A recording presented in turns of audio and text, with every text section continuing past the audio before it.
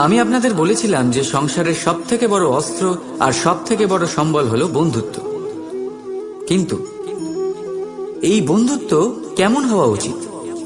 বন্ধুত্ব হওয়া উচিত দুধে মেশানো জলের মতো। কিভাবে? দুধে যখন জল মেশানো হয় তখন সেই জল নিজেই দুধে পরিণত হয়। এবার ভাবুন, দুধের সাথে বন্ধুত্ব করে জলের গুরুত্ব কেমন বেড়ে গেল। তবে এখানেই কিন্তু এই গল্পের শেষ নয়। যখন দুধকে গরম করা হয় তখন জল নিজের বন্ধুত্ব পালন করে।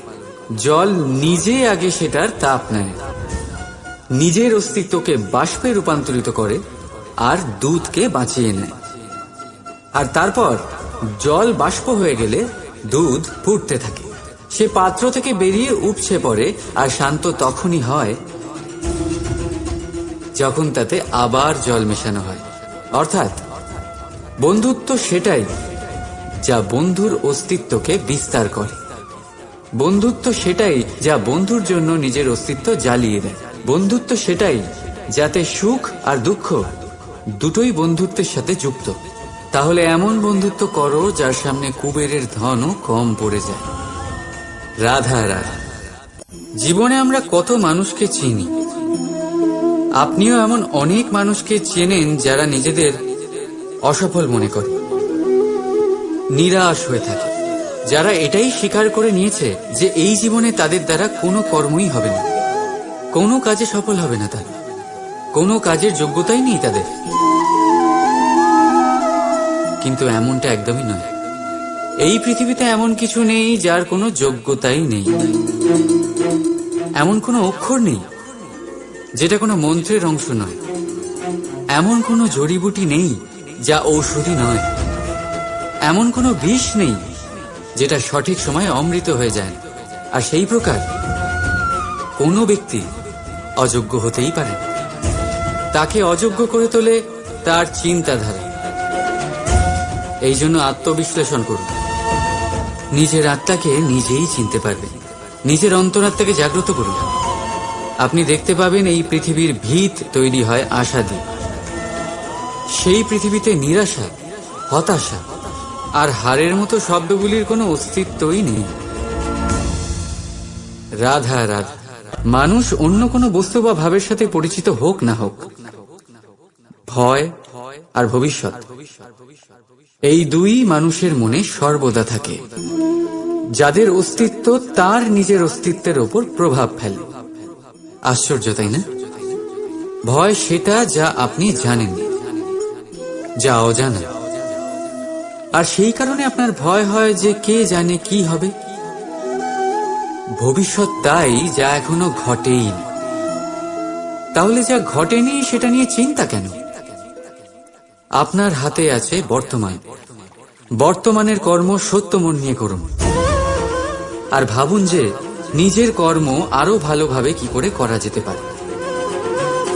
আর নিজের উপরে ভরসা রাখুন। যদি বর্তমানের কর্ম আপনি মন থেকে করেন তাহলে ভয় নিজেই দূর হয়ে যাবে। আর ভবিষ্যতের ফল অবশ্যই মিষ্টি হবে। তাই ভয় আর ভবিষ্যৎকে নিয়ে চিন্তিত হবেন না। এই বর্তমানেই বাঁচুন। রাধা রাধা। কি অসাধারণ পুস্তক, তাই না? সুন্দর আবরণ, সজ্জিত পৃষ্ঠা।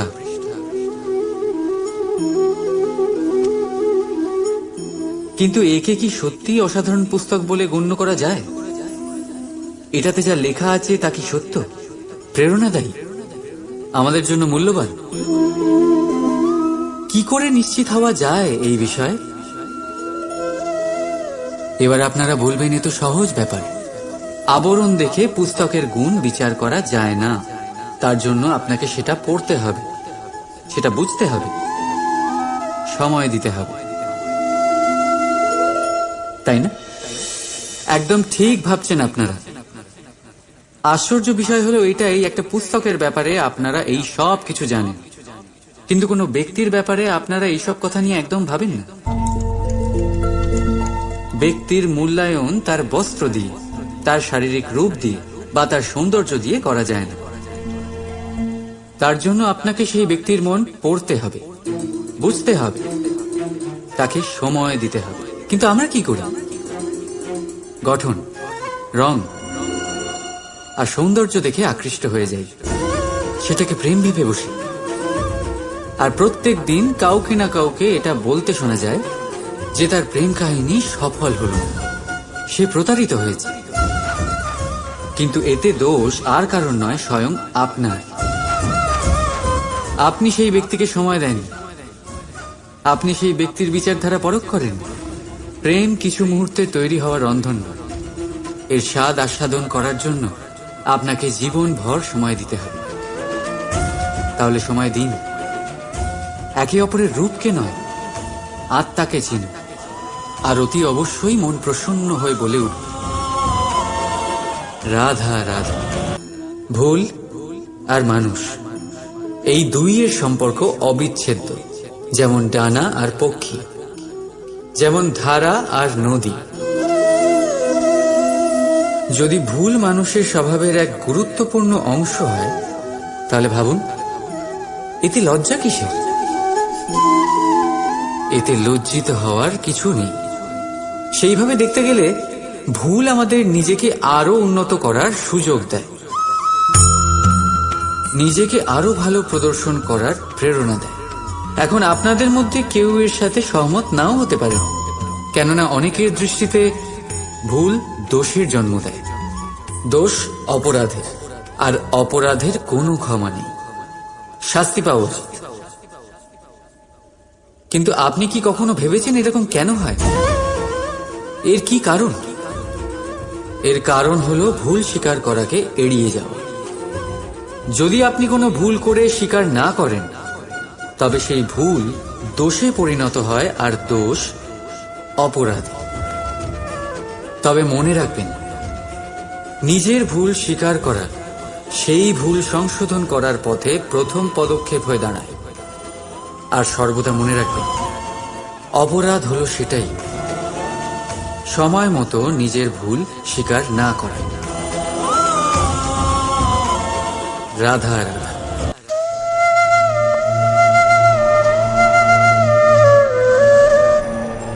আশ্চর্য হচ্ছেন না আপনারা যে আমি কি করছি, কি লিখছি? দেখতে চান? এবার আপনারা ভাবছেন আমি মাটিতে মাটি কেন লিখছি। এর পেছনে একটা বড় কারণ আছে, কিন্তু সেটা বিশ্লেষণ করার আগে আমাকে একটু জলের ওপর জল লিখতে দিন।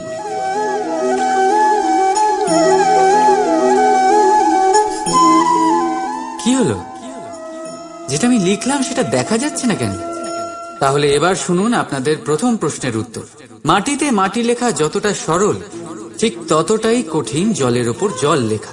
সম্পর্কও ঠিক এমনই হয়।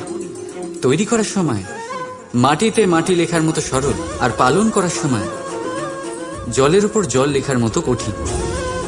এবার প্রশ্ন এটাই হলো, জলের ওপর জল কি করে লেখা যায়?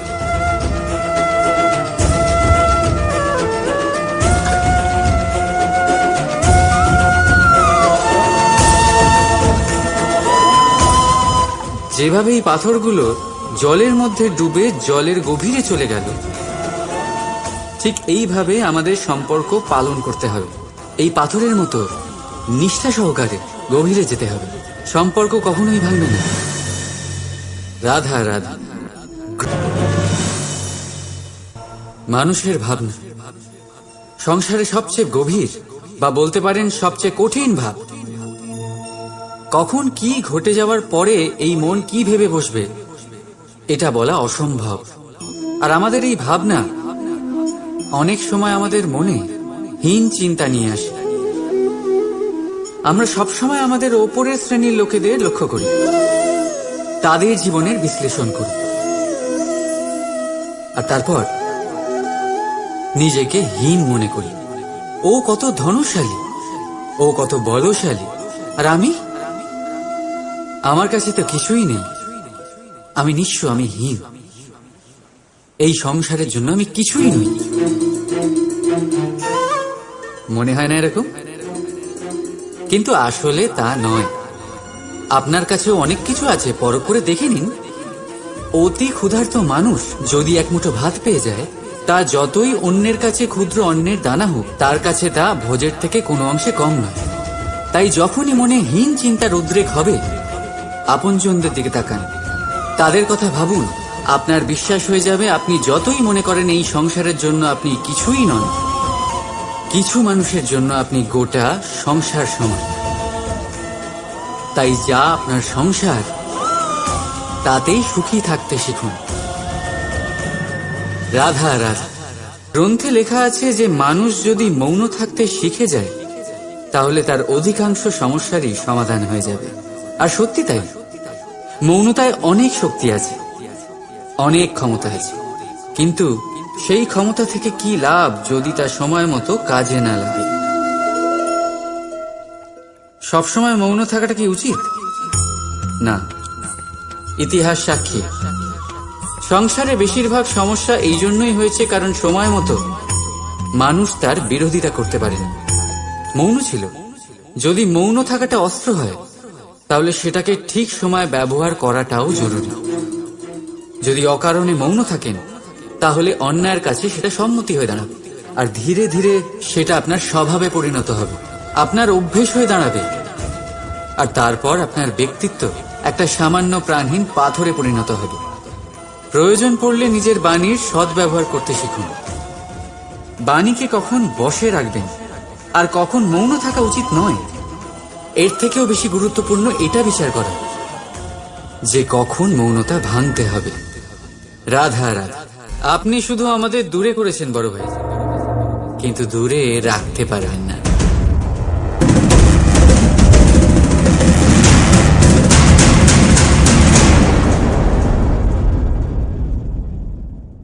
জীবনে আমরা কত মানুষকে চিনি, আপনিও এমন অনেক মানুষকে চেনেন যারা নিজেদের অসফল মনে করে, নিরাশ হয়ে থাকে, যারা এটাই স্বীকার করে নিয়েছে যে এই জীবনে তাদের দ্বারা কোনো কর্মই হবে না, কোনো কাজে সফল হবে না, তারা কোনো কাজের যোগ্যতাই নেই তাদের।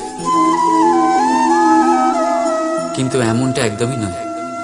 এই পৃথিবীতে এমন কিছু নেই যার কোনো যোগ্যতাই নেই, এমন কোনো অক্ষর নেই যেটা কোনো মন্ত্রের অংশ নয়, এমন কোনো জড়িবুটি নেই যা ঔষধি নয়, এমন কোনো বিষ নেই যেটা সঠিক সময়ে অমৃত হয়ে যায়। আর সেই প্রকার কোনো ব্যক্তি অযোগ্য হতেই পারে, তাকে অযোগ্য করে তোলে তার চিন্তাধারা। এই জন্য আত্মবিশ্লেষণ করুন, নিজের আত্মাকে নিজেই চিনতে পারবেন, নিজের অন্তরাত্মাকে জাগ্রত করুন। আপনি দেখতে পাবেন এই পৃথিবীর ভিত তৈরি হয় আশা দিয়ে। সেই পৃথিবীতে নিরাশা, হতাশা আর হারের মতো শব্দগুলির কোনো অস্তিত্বই নেই। রাধা রাধা। यदा यदा हि धर्मस्य ग्लानिर्भवति भारत अभ्युत्थानं अधर्मस्य तदात्मानं सृजाम्यहम्। যখন যখন পৃথিবীতে পাপ বাড়ে, ধর্মের হানি হয়, তখন তখন আমি আসি। এটা তো আপনারা সবাই জানেন, কিন্তু এটা কখনো ভেবে দেখেছেন যে কেন আমি এই মর্তলোকের প্রাণী হিসেবেই অবতীর্ণ হই? কেন আমি মানুষ রূপে আপনাদের মাঝেই থাকি? আজ বলছি, সংসারে পাপ আর পুণ্য সমতা বজায় রাখে, কিন্তু যখন পাপ তার সীমা পার করে যায়, আমাকে আসতেই হয়। কারণ এই যে আপনারা আমাকে বিস্তৃত হন। আশ্চর্য হবেন না, আমি আপনাদের মধ্যেই থাকি, শুধু আপনারা নিজেদের অন্তরে থাকা পরমাত্মাকে বিস্তৃত হন। এই জন্য আমাকে আসতে হয় আপনাদের এটা বলতে, সমস্ত শক্তি আপনাদের মধ্যেই আছে। কিন্তু আপনারা কি করেন? আমাকে সম্মান করেন, আমাকে পুজো করেন আর শক্তি প্রার্থনা করেন, বিভিন্ন রকমের চাহিদা আমার সম্মুখে রাখেন। আমার আপনার শ্রদ্ধায় কোনো আপত্তি নেই, আমার আপত্তি আছে সেই ভাবনায় যা আপনাকে দুর্বল করে দেয়। পরমাত্মার উপর শ্রদ্ধা রাখুন, কিন্তু নিজের আত্মার উপরও বিশ্বাস রাখুন, কারণ এই সংসারে এমন কিচ্ছু নেই যা আপনারা করতে পারবেন না। প্রতি নরের মধ্যে নারায়ণ বিরাজ করেন, আর প্রতি নারীর মধ্যে লক্ষ্মী। তাহলে চিনুন নিজের অন্তরের নারায়ণকে, আর বদলে দিন সময়ের চক্রব্যূহ। আমি খুশি হব জেনে আমার অবতীর্ণ হওয়ার বাস্তবিক প্রয়োজন আপনারা বুঝতে পেরেছেন। এখন শঙ্কা ত্যাগ করে শঙ্কর হয়ে যান, না হলে পাথরের মতো বেঁচে থাকতে হবে। রাধা রাধা। কখনো আপনারা ভেবেছেন এই সংসারে আমরা কার সাথে সবচেয়ে বেশি জড়িত? আপনারা কেউ বলবেন মাতা পিতা, কেউ বলবেন মিত্র, কেউ বলবেন স্ত্রী, আর কেউ বলবেন সন্তান। কিন্তু না, যদি এই সংসারে কারোর সাথে আমরা জড়িত থাকি, তাহলে তা সময়।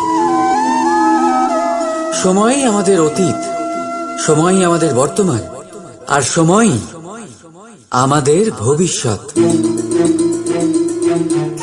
আর আমরা কি করি? সব থেকে বেশি জড়িত সময়কে, সবচেয়ে বহুমূল্য সম্পত্তিকে আমরা নষ্ট করে দিই। কেউ ভবিষ্যতের জন্য উজ্জ্বল স্বপ্ন বুনি, কেউ অতীতকে দোষারোপ করে। কিন্তু একটু ভেবে দেখুন, আপনার অতীতকে আপনি ভাবনা চিন্তা করে বদলে দিতে পারবেন না। আর ভবিষ্যতের ব্যাপারে চিন্তা ভাবনা করে যদি আপনি আপনার বর্তমান নষ্ট করে দেন, তাহলে আপনার ভবিষ্যৎও আপনার অতীতের মতোই হবে। এই জন্য আজকের ব্যাপারে ভাবুন, সেটাকে উজ্জ্বল করে তুলুন। আপনার অতীত আর আপনার ভবিষ্যৎ নিজেই উজ্জ্বল হয়ে যাবে। রাধা রাধা। অনেক সময়ই আপনার বয়োজ্যেষ্ঠরা বলেছেন যে এই সংসার দুঃখে ভরা, আর ঈশ্বর ভক্তি সেই দুঃখকে দূর করার পথ। কিন্তু ভেবে দেখুন, যদি এই সংসার দুঃখের সাগর হতো, নিয়তি কি আপনাকে এখানে জন্মগ্রহণ করাতো? ঈশ্বর কি এখানে অবতার রূপে আসছেন? যখন সমস্যাকে আমরা বশে আনতে পারি না, তখন আমরা দোষারোপ করি এই সংসারকে, এখানকার মানুষকে। ভাবি ভালো হতো এখানে জন্মগ্রহণ না করি।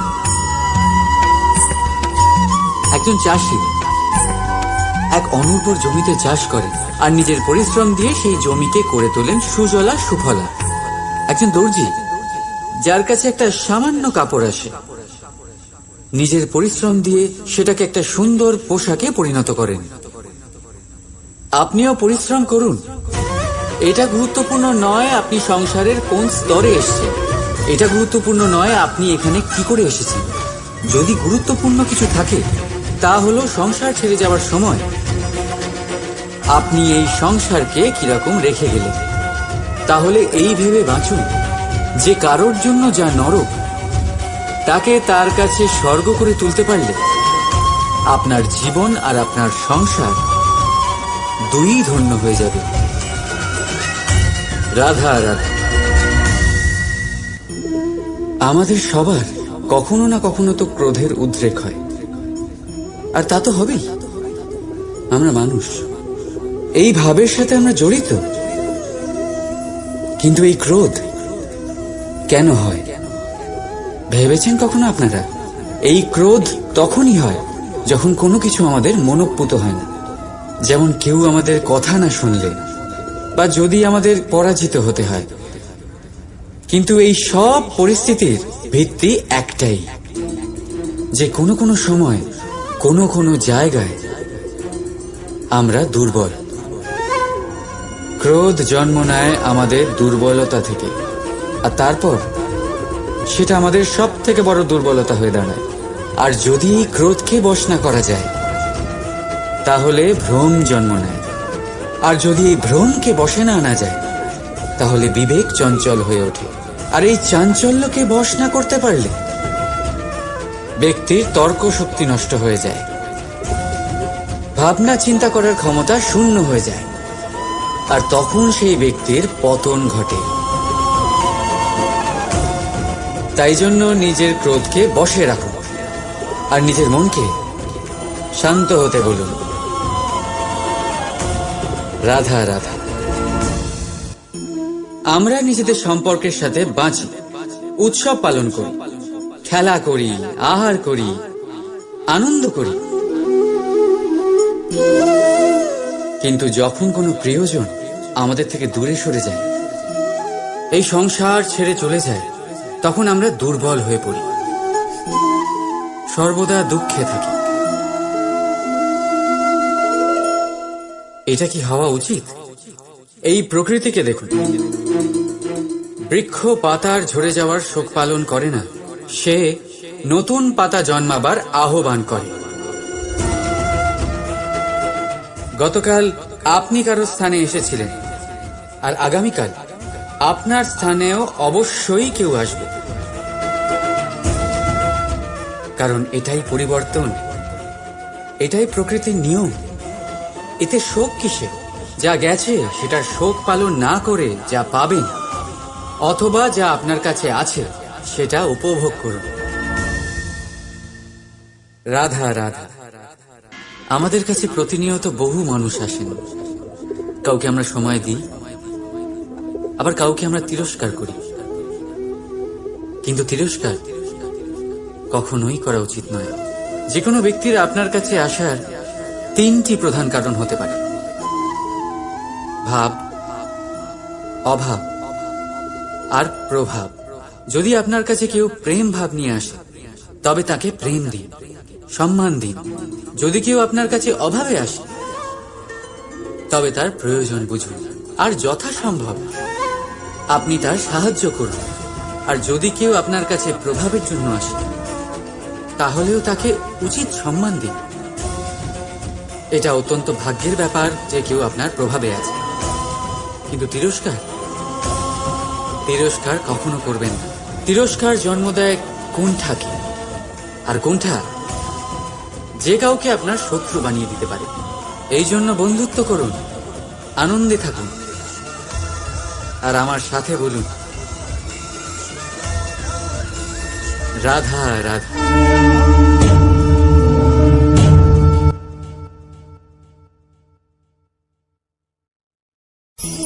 কি অমূল্য, কি সুন্দর এই রত্ন। এবার ভেবে দেখুন, যদি আমি এই রত্নকে ব্যবহার করি আখরোট ভাঙার জন্য, তাহলে কি হবে? বা ভেবে দেখুন, এই রত্ন নিয়ে আমি যদি বন্ধুদের সাথে খেলা করতে শুরু করে দিই, তাহলে কি হবে? আপনি তো হাসবেন আমার ওপর। আপনি বলবেন, এত অমূল্য একটা রত্ন, এর দ্বারা কত দুঃখ দূর করা সম্ভব। এই মূল্যবান রত্নের আমি অপব্যবহার করছি। একদম ঠিক বলেছেন, আমি মেনে নিচ্ছি। মূল্যবান বস্তুর অপব্যবহার করা অনুচিত, কিন্তু আপনিও তো তাই করছেন, তাই না? ভেবে দেখুন, মানুষ এই সংসারের সর্বশ্রেষ্ঠ প্রাণী, আর মানুষের এই শরীর সব থেকে মূল্যবান রত্ন। এবার এর সাথে আপনি কি করছেন? অপব্যবহার করছেন না, নিজের স্বাস্থ্যের যত্ন নিচ্ছেন না, আপনি অনুচিত পথে চলছেন শুধুমাত্র ধন অর্জন করার জন্য, পাপ কাজ করছেন। কি না করছেন? এটা অপব্যবহার নয়? ভেবে দেখুন, আমরা এই মানব শরীরের সাথে কি করতে পারি। যদি এর আমরা সদ্ব্যবহার করি তাহলে অনন্ত পুণ্য অর্জন করতে পারি, যার দ্বারা শুধুই নিজেকে নয় বরং আমাদের আশেপাশের সকলকে সন্তোষ প্রদান করতে পারি। তাই সংকল্প নিন, এটাই যে মানব শরীরের আমি সদ্ব্যবহার করব, পুণ্যের পথে চলব, সকলের মঙ্গলের জন্য, সকলের প্রসন্নতার জন্য। এই কর্ম করুন, এই পথে চলতে থাকুন। এই মন সন্তোষ বোধের সাথে বলবে রাধা রাধা।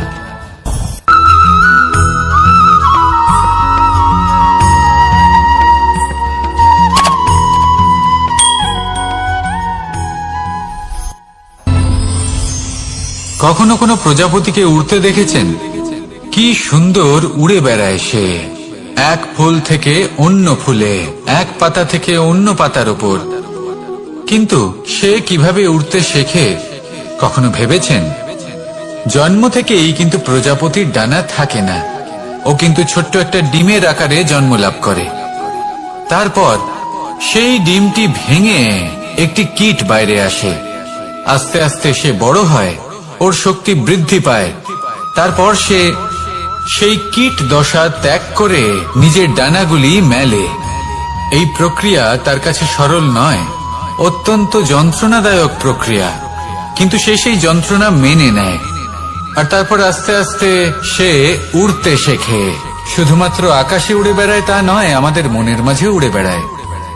এবার এই ডিম থেকে প্রজাপতি হয়ে ওঠার যে যাত্রা, এটা যতটা কঠিন, ততটাই কঠিন হয় এই সংসারে শ্রেষ্ঠ কর্ম করা, ততটাই কঠিন হয় এই সংসারে মহান হয়ে ওঠা। সেই জন্য প্রয়োজনীয় প্রচেষ্টা এবং সময়। নিরন্তর প্রচেষ্টা করতে থাকুন, পর্যাপ্ত সময় নিন, এবং আপনি নিজেকে এই আকাশে উড়ন্ত অবস্থায় পাবেন। আসুন আমার সাথে ভালোবেসে বলুন, রাধা রাধা। পায়েস হলো আমার বিশেষ প্রিয়। এর মধুর স্বাদ মনকে প্রফুল্ল করে তোলে। ছোটবেলায় মা আমার জন্য পায়েস বানাতেন এবং আমাকে বলতেন যে গরম থাকতে থাকতে খেয়ে নে কানাই, ঠান্ডা হয়ে গেলে ভালো লাগবে না। কিন্তু আমিও দুষ্টু ছিলাম, ঠান্ডা হওয়া পর্যন্ত অপেক্ষা করতাম, আর ঠান্ডা হয়ে যাওয়ার পরে মার কাছে যেতাম আর ওনাকে বলতাম যে মা, পায়েস তো ঠান্ডা হয়ে গেছে, এটা গরম করে দিন। তখন মা হাসতেন আর বলতেন যে পায়েস না হয় আমি আবার গরম করে দেব কানাই, কিন্তু এর মধুর স্বাদ, সেই মিষ্টত্ব, সেই সুবাস, সেটা আবার ফিরে আসবে না। কথাটা সত্যি, আর এই সত্যটাই আমাদেরও জীবনের সত্য। আমাদের জীবনের মধুর সম্পর্কগুলি, এতে যখন কটুভাব প্রবেশ করে তখন সেই মিষ্টত্ব ফিরিয়ে আনা প্রায় অসম্ভব ব্যাপার হয়ে যায়। আপনি চেষ্টা করে সেই সম্পর্ক ঠিক করতেই পারবেন, তার জন্য অগাধ পরিশ্রম করতে হবে, কিন্তু আবার সেই মিষ্টত্ব কখনো ফিরে আসবে না। সেই জন্য আপনার জীবনের যে মধুর সম্পর্ক আছে, যতটা সম্ভব চেষ্টা করুন তাতে মিষ্টত্ব বজায় রাখতে। কটুভাব আসতে দেবেন না। আসুন আর আমার সাথে মধুর স্বরে বলুন, রাধা রাধা। শব্দ, শব্দ আসলে কি? শুধুই কয়েকটি অক্ষরের সমষ্টি, নাকি আমাদের বাণী? এই শব্দ এমন এক শক্তি যা কাউকেই নিজের বশবর্তী করে ফেলতে পারে। শব্দ এমন এক অস্ত্র যা কাউকে ক্ষত বিক্ষত করে দিতে পারে। এই শব্দ হলো একটি নাদ স্বরূপ, যা কোনো ঘুমন্ত ব্যক্তিকেও জাগিয়ে তুলতে পারে এবং নিজের লক্ষ্যের দিকে অগ্রসর করতে পারে।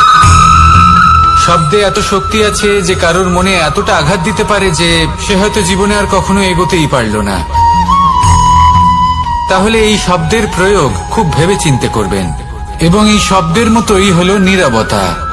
অনেক সময় এই নীরবতা আমাদের সহায়ক হয়ে ওঠে, অনেক সময় এটা আমাদের অনুশোচনাকে অনেক বেশি বাড়িয়ে তুলতে পারে। ভীষ্ম পিতামহ, অঙ্গরাজ কর্ণ, যখন দ্রৌপদীর বস্ত্রহরণ হচ্ছিল তখন এনারা নীরব ছিলেন। দুর্যোধনের বিরোধিতা করেননি, ওকে বাধা দেননি। আর তারপর কি হলো সেটা আপনারা সকলে জানেন।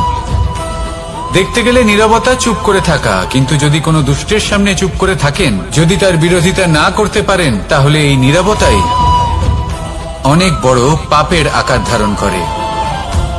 মনে রাখবেন আর আমার সাথে ভালোবেসে বলবেন, রাধা রাধা।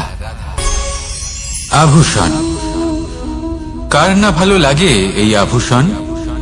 আমরা পরিশ্রম করি, ধন অর্জন করি, আর আভূষণ কিনে থাকি, কখনো নিজের জন্য, কখনো বা তাদের জন্য যাকে আমরা ভালোবাসি, বা তাদের জন্য যাকে আমরা সম্মান করি। হয়তো সেই জন্যই সীতা চূড়ামণি ধারণ করেছিলেন এবং আমি সামন্তকমণি। কিন্তু এটাই কি সেই প্রকৃত আভূষণ যা আপনার মূল্য বৃদ্ধি করে? না।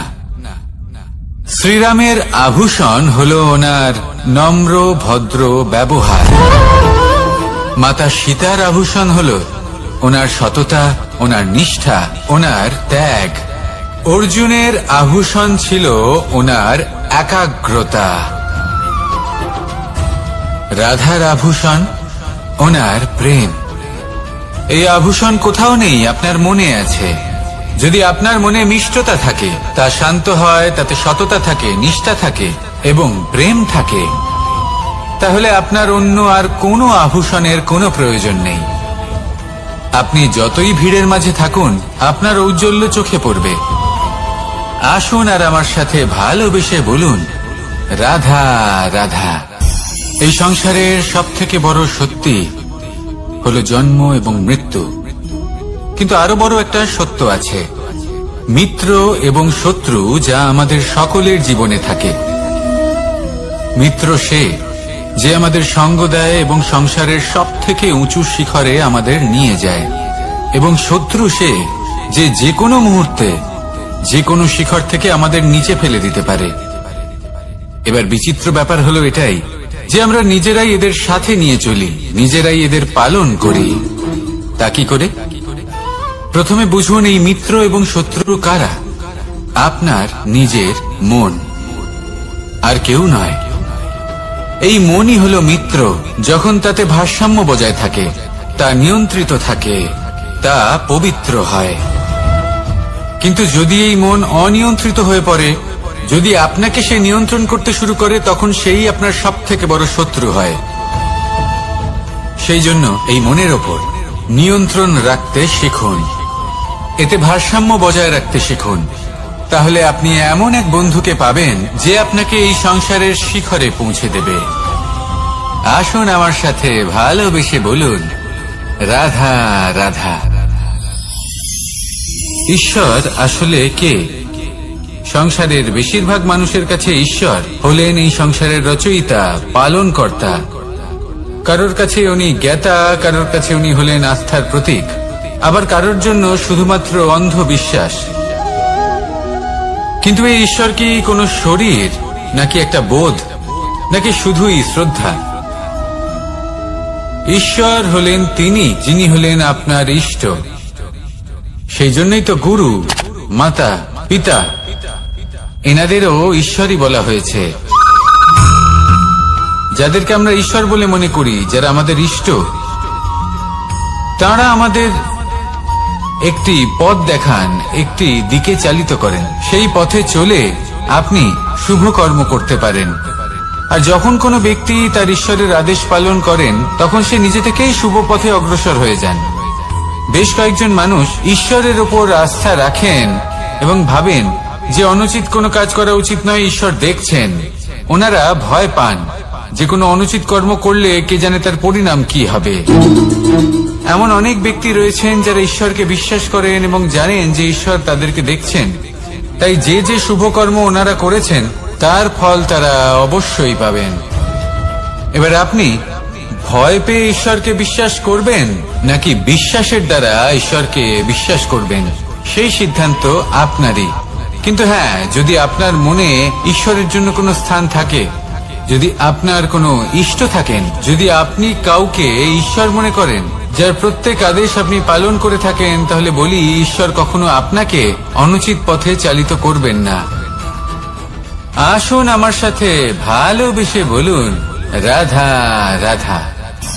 এই সংসারে ভিন্ন ভিন্ন ধরনের গাছ আছে, অসংখ্য ধরনের প্রজাতি আছে। কিছু গাছ পাতা দিয়ে থাকে, কিছু ফুল, কিছু ফল। কেউ ছায়া প্রদান করে, কেউ শীতলতা প্রদান করে, কেউ নিজেকে খুব কষ্ট দিয়ে এই সংসারের বিকাশে সহায়ক হয়ে ওঠে। কিন্তু এই সবার মধ্যে একটা বিষয় কিন্তু সমান,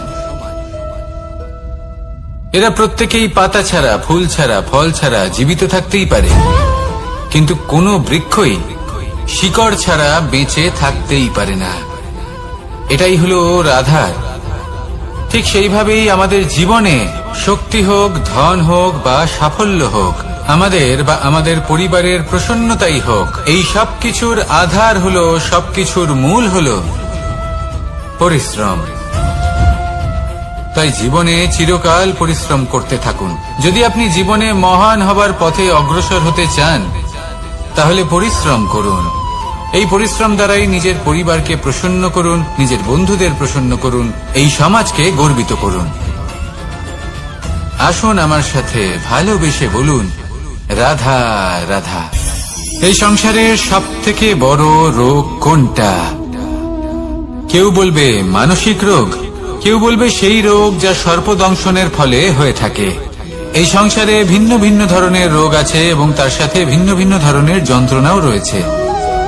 এমন একটা রোগ আছে যা চোখে দেখা যায় না, যা আপনার শরীরে কোনো দাগ রেখে যায় না, কিন্তু আপনার আত্মাকে পর্যন্ত ক্ষত বিক্ষত করে, অসুস্থ করে তোলে, বিনাশ করে দেয় আপনাকে এবং তার সাথে আপনার আত্মাকে। এই অসুখের নাম হলো লালসা।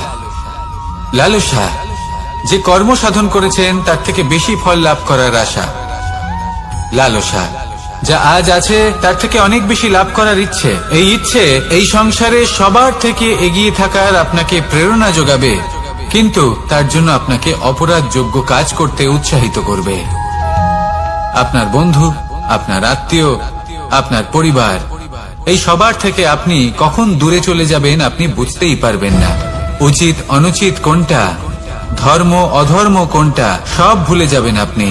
সেই জন্য মনে রাখবেন, নিজের জীবনে যদি আপনি লালসার থেকে নিজেকে দূরে রাখতে পারেন, তাহলে এর অর্থ হলো যে আপনি এই সংসারের সব থেকে বড় অসুখের ওপর বিজয় লাভ করেছেন। আসুন আমার সাথে ভালোবেসে বলুন, রাধা রাধা। এই সাগর কত বিশাল আকার, কখনো শান্ত কখনো উত্তাল, কিন্তু এই সাগরকে এত মহান কে করে তুলল? জল। এবার এই জলের যাত্রা দেখুন, সেটা কতটা কঠিন। এই জল সাগরে থাকে, সূর্য ওকে এতটা উত্তপ্ত করে তোলে যে এই জল নিজের অস্তিত্ব হারিয়ে ফেলে এবং বাষ্পে পরিণত হয়ে হাওয়ায় মিলিয়ে যায়। তারপরে আকাশে যায় আর নিজের অস্তিত্ব আবার হারিয়ে ফেলে, মেঘে পরিণত হয়।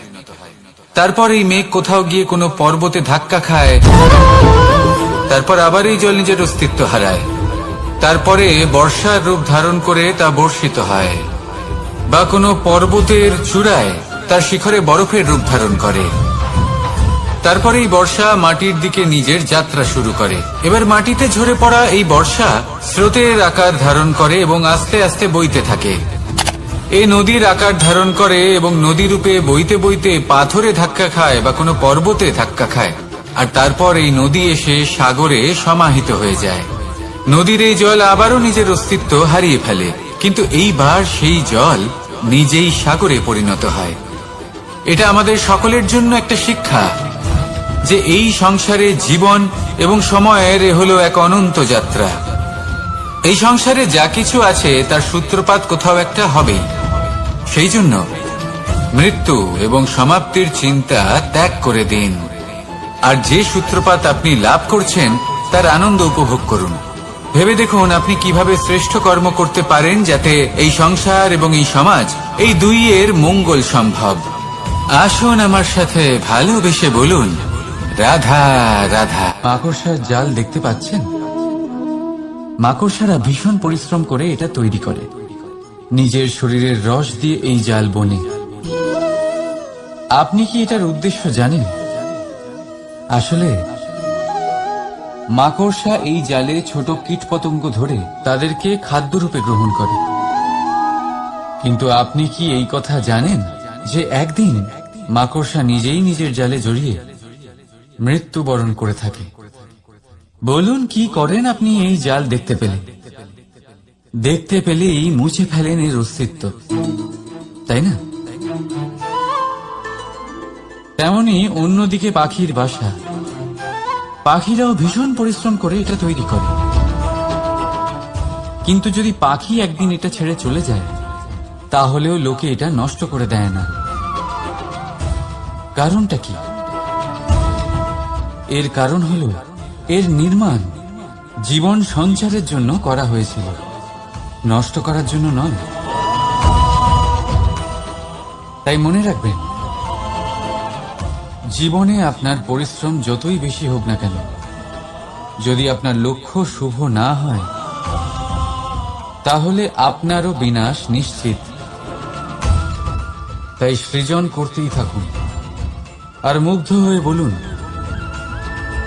রাধা রাধা।